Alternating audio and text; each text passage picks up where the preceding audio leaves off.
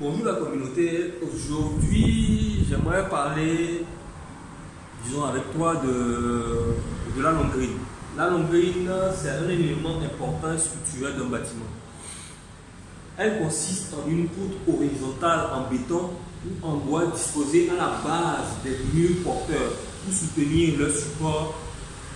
C'est-à-dire que la longrine c'est comment on l'appelle? C'est une chaîne. C'est une chaîne qui est à la base, disons à la base de la fondation. Je vais te mettre une image là parce qu'on est en train de faire ça sur notre chantier. Je vais te mettre une image là pour te montrer exactement ce que c'est que la longrine.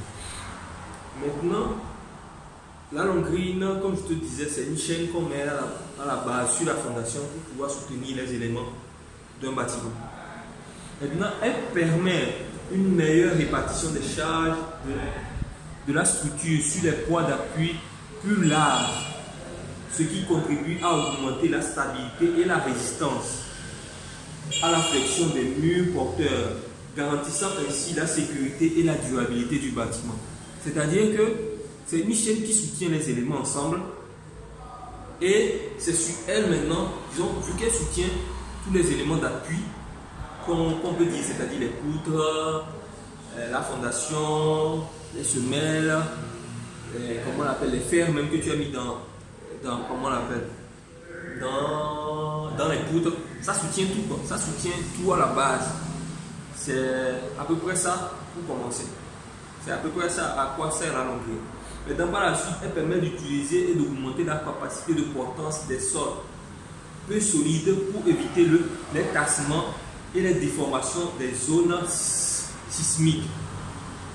C'est-à-dire ça apporte un plus pour, comment on l'appelle, pour empêcher les séismes, disons, pour que le bâtiment soit plus résistant au séisme. Ou bien, peut-être quand tu veux construire dans une autre zone sablonneuse, c'est un élément qui soutient ton bâtiment. C'est à peu près ça que je veux dire par là. Parce que je suis en train de lire, donc permets-moi de lire et de t'expliquer en même temps. Elle peut être fabriquée à partir de matériaux différents. La longrine peut se faire en bois, en acier ou en béton. Donc, elle est adaptée à différents types de bâtiments. Donc, en fonction du bâtiment que tu veux construire, soit tu vas utiliser du bois, soit tu vas utiliser du béton, soit tu vas utiliser des poutres des barres de fer. Donc, à peu près, c'est ça.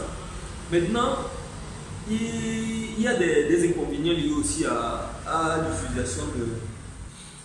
La construction de la longrine nécessite des compétences techniques spécifiques et un certain niveau de précision, ce qui peut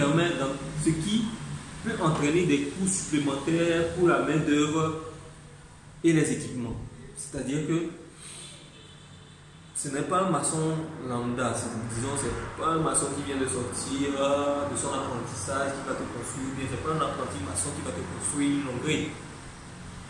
Il ne faut pas faire cette erreur-là. Ce n'est pas un apprenti maçon ou quelqu'un qui s'y connaît un peu près, qui bricole, qui va te construire une longrine sur un bâtiment de R+2 ou R+3 ou ce que tu veux.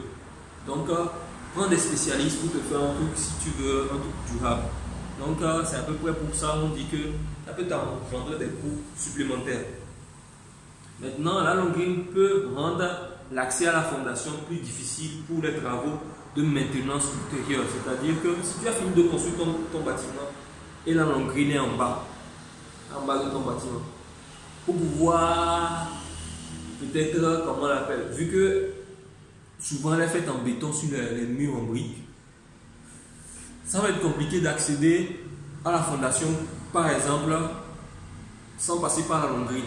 Tu vois, si tu veux faire des aménagements, peut-être il faut changer les semelles de ton bâtiment. Maintenant, tu dois pouvoir accéder aux semelles, c'est-à-dire en bas de la fondation.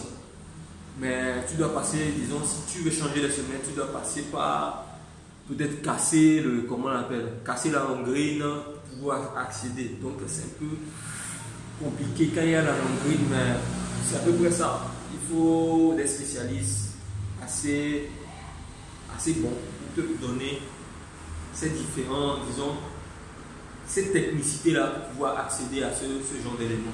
Donc, choisir comment on appelle, des ouvriers de qualité est un élément essentiel pour réussir dans l'immobilier. Donc n'oublie pas ça et garde toujours cela en tête.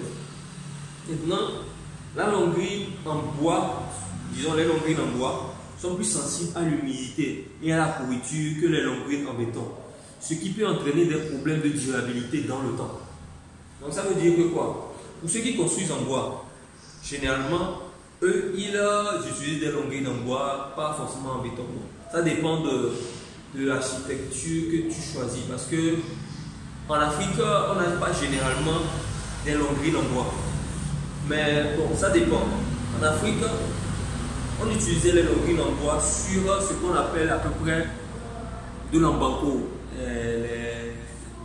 les maisons en terre en argile que nos grands-pères avaient construit. Vous aurez remarqué qu'il y a toujours un bois au-dessus de la porte ou en bas de la porte. Souvent, c'est ça on appelle la longrine. Disons, nos grands-parents avaient déjà mis en tête aussi, comment on appelle, l'utilisation de la longrine et avait vu son importance. Donc c'est pour dire que quand on met ça là, vous remarquerez qu'au fil du temps, les termites rongissent ça parce que c'est des immeubles en bois. Maintenant, dans les pays occidentaux, on construit plus en bois. Pour ceux qui n'ont pas mis des fondations en briques, ça peut être problématique parce que les termites, les rongeurs ou l'humidité même peut ronger le bois. Donc, il faut penser à ça avant de choisir l'élément de bois pour faire la longrine. Donc, alors que la longrine, vu son essentialité ou bien son importance, il ne faut pas badiner avec ça. Donc, choisir bien les éléments pour pouvoir construire. Donc, je te fais une petite conclusion. La longrine est un élément structurel important qui permet de renforcer les murs porteurs du bâtiment et augmente la résistance à la stabilité, comme je te l'ai déjà expliqué.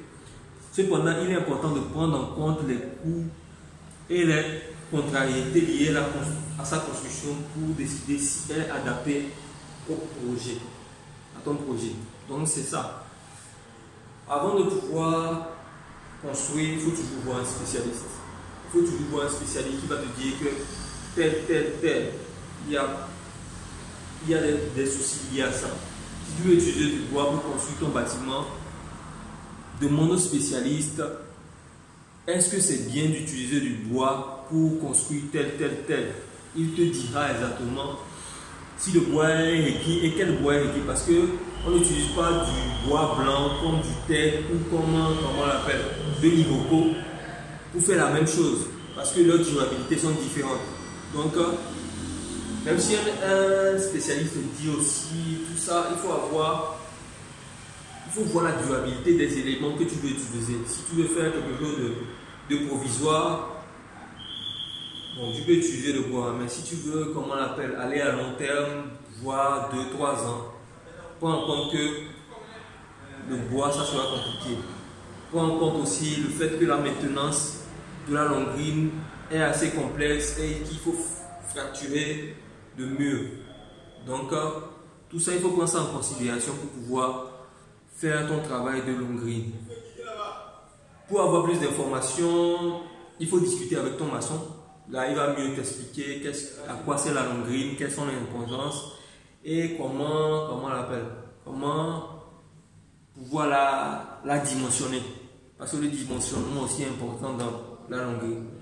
Donc, si tu es intéressé par ce type de vidéo, dis-le en commentaire. Si tu as des questions, pose-les et je me ferai un plaisir d'y répondre. Donc, n'hésite pas à partager, à liker, à commenter les vidéos et rendez-vous dans d'autres aventures.